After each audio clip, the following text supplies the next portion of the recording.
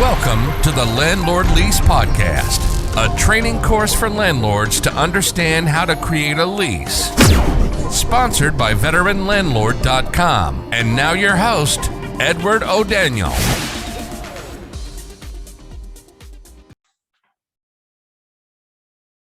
Hey, landlords. Welcome back to the Landlord Lease podcast here, sponsored by VeteranLandlord.com. And I'm your host, Edward O'Daniel, for the show. Welcome back, and thanks so much for joining us again here. This episode, we're going to be covering the following lease clauses. We're going to be covering pest control, pets, property inspections, property loss and renter's insurance, rent amount, resident responsibility, return payments, and rules and regulations. Awesome, good information here. So let's get started with pest control. So pest control is something that can, depending on your situation, get away from you as a landlord. Obviously, if people, meaning your residents, do a good job with at least maintaining hygiene, getting rid of their trash, keeping food off the floor, things like that, you shouldn't have a problem with pest control. But you often do have people who are not very responsible, people who are sloppy, lazy. Now, I've heard of other landlords, one of their requirements that they do is they have to make sure they look at the person's car when they drive up. They want to look inside of it. And they even want to do a site visit to see where they live before they'll actually rent to them, because they want to just see what kind of person they are. But you want to make sure that the person that's moving in here, a resident, perfectly well understands that your house has, you have not had a problem with pests, whether it be roaches, bugs, ants, mice, or anything like that. And that if they maintain the property in good, clean order, that they shouldn't have a problem with either. However, I will have to note that there are times where spiders, are a different kind of story here. You can't really control spiders. I know as a landlord, sometimes spiders will come inside, when it starts getting cold outside in the fall, they'll start, spinning spider webs. You'll start seeing them in the corners and basements and things like that. You might want to include, if you're a nice landlord, it's up to you. You might want to include like a yearly pest control that you'll send out at least once a year that you'll pay for. But anything more than that, you're making that the responsibility of the resident. You may just say pest control is completely your responsibility. For instance, on a single family home, that's kind of how our leases are set up here. Like on a single family home, this is your home. Okay, I'm giving it to you in this condition, and I expect it back in the same condition when you give it back to me, minus normal wear and tear. Now, pest control, if you're a homeowner, pest control is going to be your responsibility. Just make sure that you don't leave food around, things like that. Now, people that have pets make it a little bit harder, especially like dogs and cats, because there's food bowls that are out. Food and water bowls typically are out, and both of those are main sources needed by pests to live off of. So that can be a problem, but pest control, you just need to clearly define what your policy is here inside of this and just stick to it. And just make sure that people understand that when they move in, that pest control, I would dare to say, have a good pest control person you could refer them. Because if they contact you and say, hey, we're getting bugs or we're getting this, that, you can just simply say, well, hey, use Joe. Joe is great. And he offers our residents a discount for having the work done. And give Joe a call, but that will be at your expense to maintain it. I didn't give it to you with bugs in it, so I don't expect to get it back with bugs in it. So, but just make sure that's spoken up front here. Now, I don't really kind of go over this, but pest control, one of the other things, depending upon your area, are bed bugs. And again, I'm kind of having to dive into this gross area, dealing with bed bugs and just all the nastiness that happens with them. But it is a problem for landlords. If they attract bed bugs into the place here, your pest control may have to handle that. I know in our lease, we actually have a whole other bed bug addendum that we kind of go over, how bed bugs, we even have a handout. The state of Missouri actually has a handout that shows what bed bugs look like, how you can detect them, things like that. What are bed bugs, physically, what do they look like? How do the bites on your skin look? Things like that. I know it's, this is a gross topic, and I'm sorry to kind of gross you guys out, but as landlords, we kind of have to dive into the gross sometimes to handle things, because life is sometimes gross. But just make sure that, things like bed bugs are in there as well, because bed bugs treatment can be quite expensive. depending on the extent, and especially if you're a landlord with a multifamily building, just like that's a problem. You really have to handle pest control very quickly. You can't have roaches or somebody move in with roaches in one unit, that move in their stuff, and then the roaches spread to all your other units, because then it's a multiplication factor. Your people aren't happy. They're starting to see bugs now. Somebody brought them in. Who's going to be responsible for the expense and things like that? So next thing is up is pets. Now, I will let you know that we do have an actual pet addendum with us regarding pets, because pets is such a large topic. So let me kind of explain this. When you have pets, every pet that your resident has, first of all, this area of your lease clause should define what are your charges for pets. Let's just talk about charges real quick. So do you have a non-refundable pet deposit that you charge up front? Is it a per pet charge? Do you have pet rent? How much is the pet rent? How many pets are they allowed to have? All these type of things have to be determined. What is classified as a pet that they have to pay for? Meaning, if a kid has a little goldfish in a 1 gallon size thing, do you consider that a pet? Do they have to pay pet rent for that? So this is where it has to be very clearly defined. What is a pet? What do you have to pay for? And how many of them are you allowed to have? So you don't have somebody with a whole kennel. Next thing you know, having 8 or 10 dogs that are just going to demolish your property, not to mention that your yard. Because a lot of people don't realize that, especially when you have animals like dogs. Dogs, not only, can they get excited and damage the inside of your flooring and so forth and your door frames, but man, they could really tear up your backyard as well. I mean, that could be a large expense. So all of the stuff that you need to have in here needs to go into your pet policy. Now, I will give you this. Here over the last year, we've actually been using a company called petscreening.com. They've really been helpful to landlords. It's a free service to use a landlord to go out and use, and then you can let Pet Screening do all of your pet stuff for you. They'll have to go out and create an online pet profile on petscreening.com, give them a call and just find out all their benefits. But as a landlord, it's kind of well worth it to remove like getting shot records and having to keep track of them every year and things like that. But your pets area should also have, your pet addendum should also have in there, as well as your marketing. This should be on your marketing for your property, what pets are allowed to live in there. For instance, there are some insurance policies, because you're renting the property out, which means it's going to go from an insurance perspective. It's going to go from an owner policy to a non-owner occupied policy, renter's insurance policy. And most non-owner occupied policies do have restrictions on the type of breed of dog that you're allowed to have in there. So please look at that. Like, even though they could be great dogs here, okay, I'm a pet person myself. Don't beat me up for this, okay? But this is just the rules. German Shepherds, Doberman Pinschers, Rottweilers, things like that, pit bulls. All these are considered aggressive dog breeds and are not allowed to be in the property. It violates your insurance, and your insurance can get canceled as a result of renting. So you need to make sure that if those are requirements of your insurance, that you also make those requirements of your lease and put that into your marketing. So if pets are allowed, put into your marketing, no pets allowed, or pets allowed dogs, under 50 pounds or 40 pounds, or, no aggressive dog breed. Be very specific on your marketing to make sure that you don't get any kind of false marketing and have people fill out applications and kind of looking to get moved in only to find out that they have a wrong breed of dog, and creates a problem.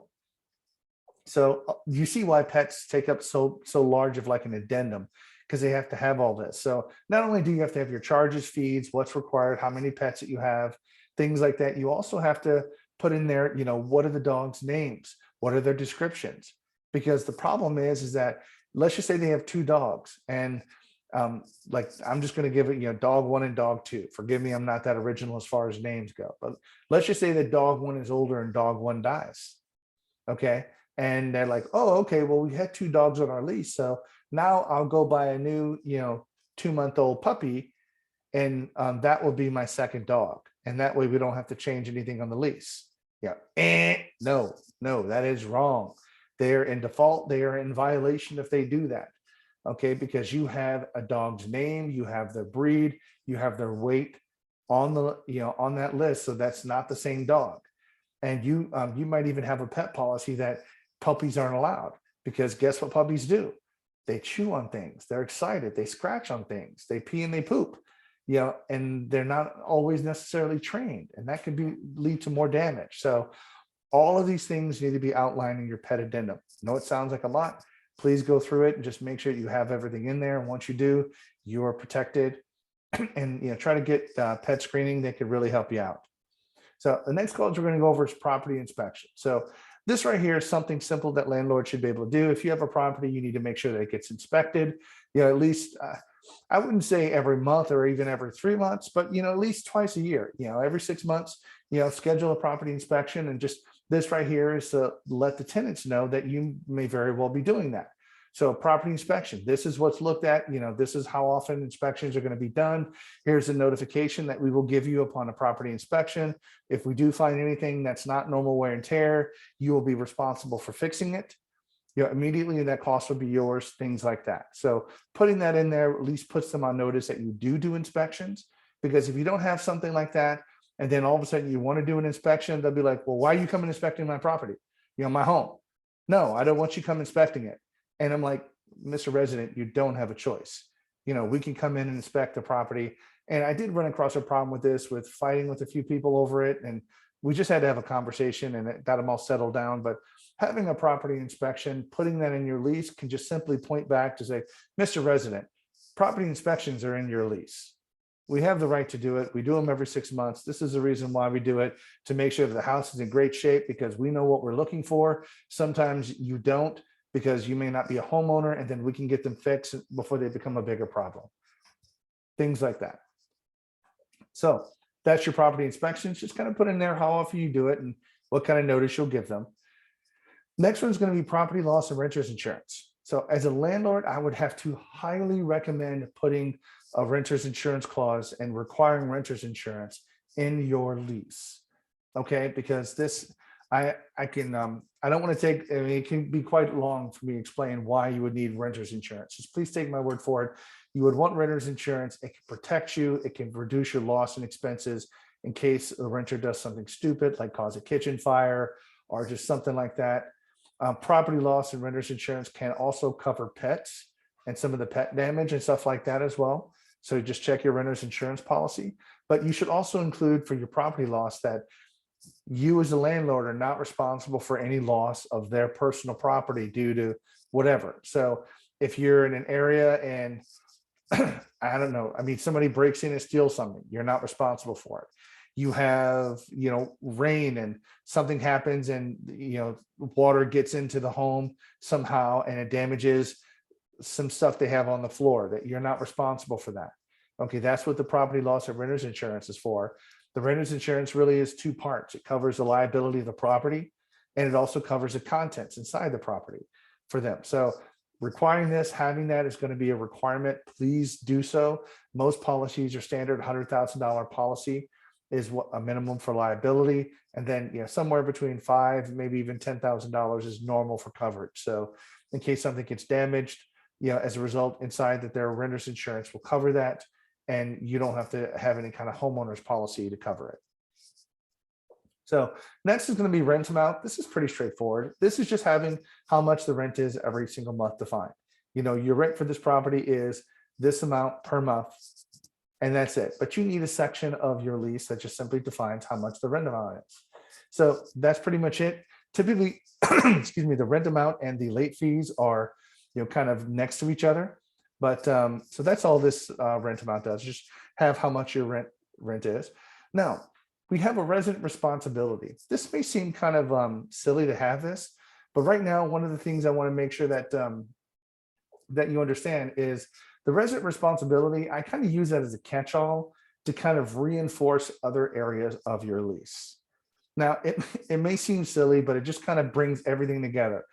For instance, resident responsibility. Resident is responsible for, returning landlord communication within 2 business days. Resident responsibility is to maintain the yard. For instance, you might have them maintain, it might be a part of the rules that we're talking about here, but they maintain the yard and something like that. So they will maintain that. They will maintain cleanliness of the property. So again, you see what I mean? This is kind of a catch-all where you can put anything in here that's a resident's responsibility. Residents responsible for, making sure that their guests don't commit any crimes, while they're on the property, things like that. So just it's a line item, just kind of a catch-all to just kind of reinforce these are the residents' responsibilities. Even though they might be in other areas of your lease, it kind of brings it all together and just say, here are some of the other things, just to remind you that you're responsible for. Now, I would definitely put in on this, before we move on, the resident responsibility, put in definitely the communications, put it in up at the communication level of when the resident is supposed to get back to you, because nothing can be more frustrating than having to communicate with a resident and then them not getting back to you from days or even potentially weeks at a time after you've tried to communicate. You send them letters and they just don't respond.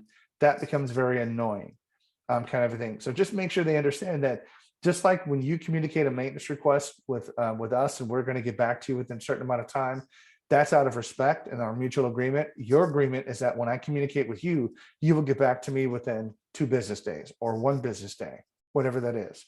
But just as long as you have that communication, then you know that it's already predefined.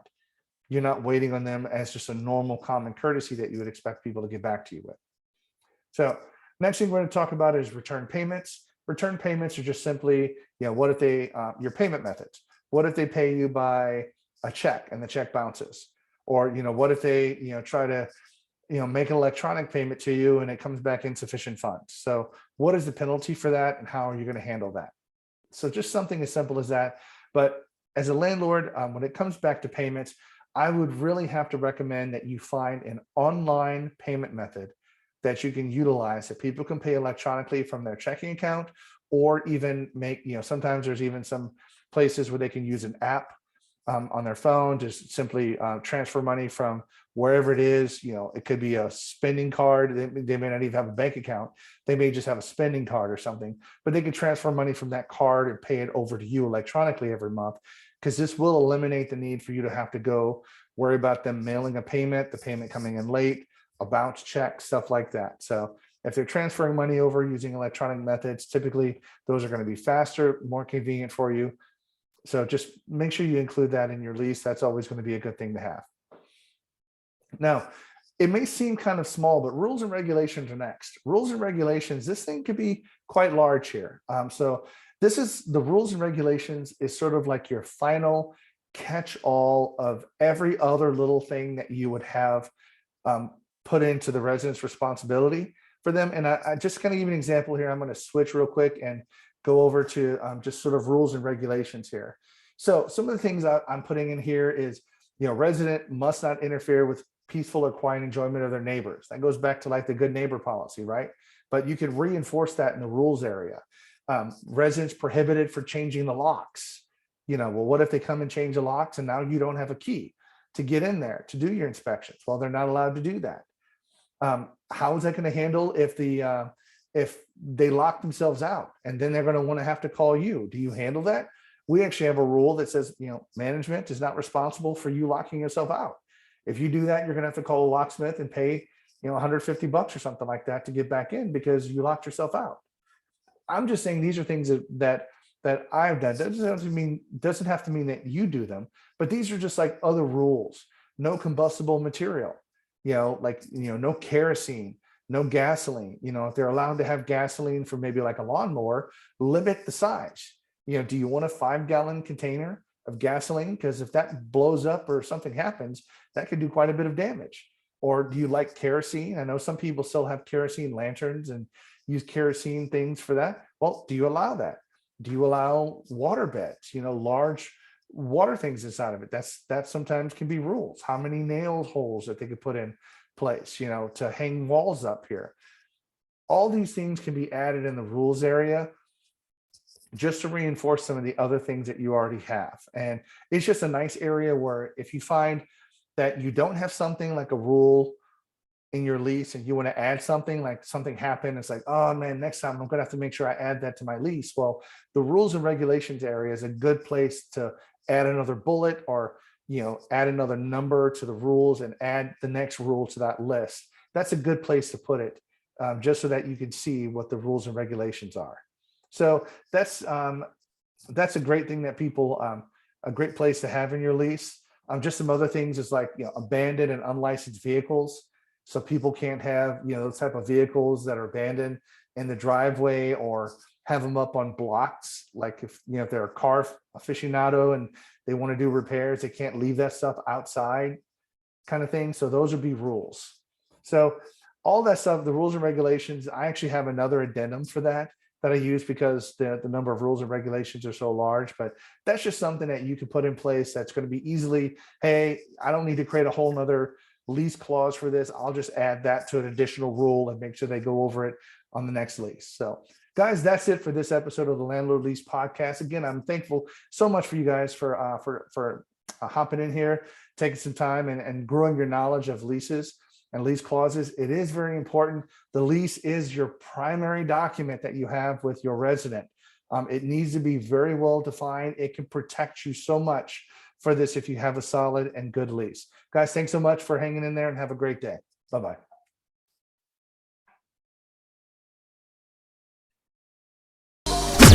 Thank you for listening to the Landlord Lease podcast. To get your free lease and other training material, visit us at veteranlandlord.com and create your free account. If you find this material valuable, we'd appreciate it if you can share this podcast with others and leave us a great review.